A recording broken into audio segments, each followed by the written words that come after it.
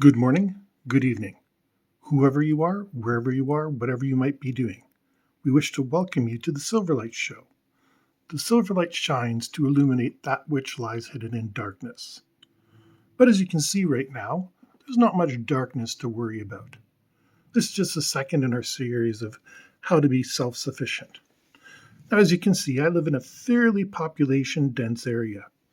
The mega structures over there. There's a whole bunch over there that you can't see. This is, of course, a different angle than my backyard. So obviously there's not many natural resources. There's not much water unless you want to dig into the sewers. There's not much game to hunt unless you want to be catching bunny rabbits and raccoons.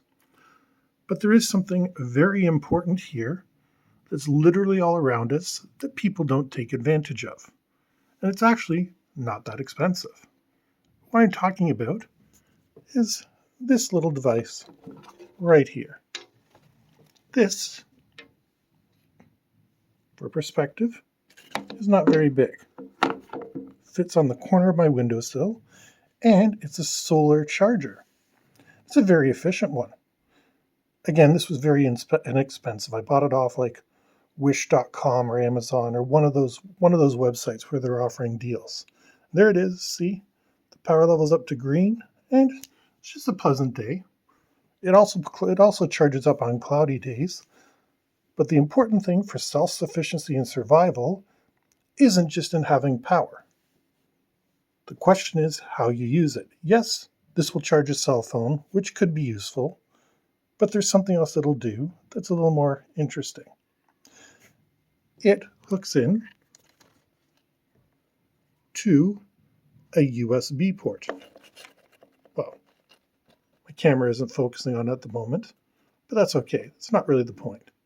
The point is with the USB port, there's a whole lot you can do. With some basic electrical knowledge, you can wire together a whole lot of things that go off of its power. And more importantly, there's all sorts of gizmos you can get. For example, this handy thing. This is a plasma lighter. I wonder if I can get a little better view of that over here. That is a stream of plasma, totally generated by solar electricity.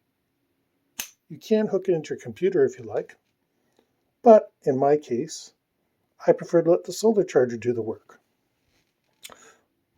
Just a little painting I did for, let's make it the background for a bit. Maybe I'll even make it the thumbnail for this. Ooh, camera doesn't want to focus. But here are the things that you have to look for. A solar panel like this, which really doesn't take up a lot of room, can do a lot of things for you. With the lighter, our friendly handy-dandy lighter, that plasma stream can ignite candles, it can ignite fires in a fireplace, or if you're in a bad enough situation, you can be using it to cook. This will easily fit in your car, in your bug-out bag, whatever you have. And it's an invaluable piece of kit. A little more high-tech, but I've had it for a couple of years. It still works fantastic. And to be honest, the thing it's charged up most has been our friendly plasma lighter. The good thing with this plasma lighter, it doesn't go out. So if you're going to be in the middle of the field or trying to set a fire somewhere, see, even if I'm blowing on it, it still goes strong. So when you're out there fighting to get a fire lit, whatever you might decide to do, with this and the plasma lighter, all of which you can buy for under $20, you have essentially unlimited fire. Use a lighter to start a fire, light a candle, whatever it takes. Use the same discipline you would use with matches. But for a minimum investment, you can get maximum profit. I mean, imagine not charging your cell phone ever again. Plug it in here. It takes a little longer than it being plugged into the wall. Like the phone that I'm recording on presently takes about 1 to 2 hours, whereas plugged into here, it takes about 4 to 5 hours. But that's not a bad trade, especially if out camping or, worst case scenario, the power is out for some reason. Thanks to an item like this, you don't need to worry about it. You are self-sufficient. You can charge up those little tea lights, you can charge up batteries. There's no limit to what you can do once you have electricity. And fire is always useful, especially here in the Northern Hemisphere. We get pretty bad winters, we get pretty bad snowfalls, and whether you have electricity, whether you have gas, whether you have oil, just simply knowing that you have the ability to start fire when you need it is invaluable. Knowing that you're never going to be in trouble because you can charge your cell phone is invaluable. This is one of the things you have to do, is be creative. The charger that I showed you, the solar charger, was marketed as being specifically for cell phones. But think about how many things have a USB power adapter. Aside from Apple products, tons. Anything from music players to, what are those little watches that you wear in your workout? All those things take USB power. So there's almost no reason not to have these things. They're inexpensive, they're versatile. And that's what I keep trying to emphasize. Think outside the box. This painting is a painting. It was originally a blank canvas. It could have been anything. I chose to make it into a tree. Or maybe a really funky mushroom. It's up to you. But having materials that you can use for multiple things is essential. I don't even know everything I can do with that solar charger. I'm still finding things out. I'm still discovering them. But the lighter, hey, I admit once in a while I'll smoke a cigar. And it's a very nice lighter to have because cigars tend to smolder and all that sort of stuff. So to have the power of plasma at my side is wonderful. In the future,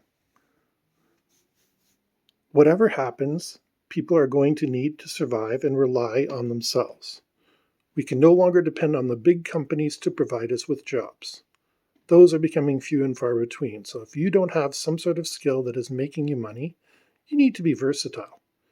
You need to be figuring out how you can translate your skills into something that's going to be worth money.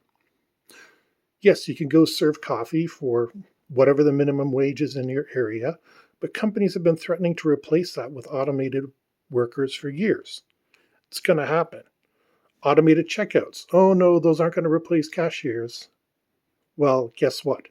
They are replacing cashiers. So look around your house, look at the items you have, and think about the various things that you can use them for. But you never thought for under $20 you could have unlimited fire for any purpose that you might need it. For those of you that still have natural gas stoves, this is a wonderful thing to have because those little self-igniting buttons go out constantly. And if you're an avid camper or a sportsman, it's a great tool to have along. Yes, you can learn the survival skill about a fire bow and all that sort of things, but it is exhausting. You can do it. You absolutely can, but it takes forever, and it's a skill. You can't just assume you're going to be able to go out there, put a fire bow together, and in five minutes you're going to have your fire blazing going. No, it's going to take a half hour to an hour of you constantly going away to get the friction built up enough to have a fire going. Fire is versatile. Not only can it keep you safe, keep you warm, it'll keep predators away, you can cook food, and most importantly, you can boil water. Because unlike at present, where I have a lovely bunch of water that is chlorinated and distilled and all sorts of things to make it safe for us to drink, at least in my local area, most areas don't have that. Flint, Michigan, for example, has terrible tap water. It's well documented in the news. But with just a little bit of sense, the average person can get some sand, very easy to get a hold of, some gravel, little rocks like that, and build their own filter. And sand and stuff like that is very versatile. You can use it for a whole bunch of things. Survival is about attitude. And if you'll see, there's a little tabby cat down there, a little ginger cat, somewhere in about here. It's an older cat, but it walks around the neighborhood like it owns the place. Because you know what? It does. It knows where its resources are. It knows how to survive. And that's what every human being needs to know. What you have in your possessions that can be used to survive. As silly as a solar panel charger is, guess what? It's better than not having one. So, look around your house, see what you have that can be used for other things. A condom can be used to hold water. Threads and needles, well, the needle can be used to puncture anything, and thread is a very useful for, you could use it as a fishing line in an emergency. You could even weave with it if you wanted to and make a bigger rope. Rope is a very essential survival item. These are not easy tasks, but you never know when you're going to need them. The way things are going right now with this reboot of capitalism, every skill, every resource, everything you have might be worth something. And it's time to stop relying on companies. Oh, look at that little cat run across. It's time to stop relying on companies to provide for us.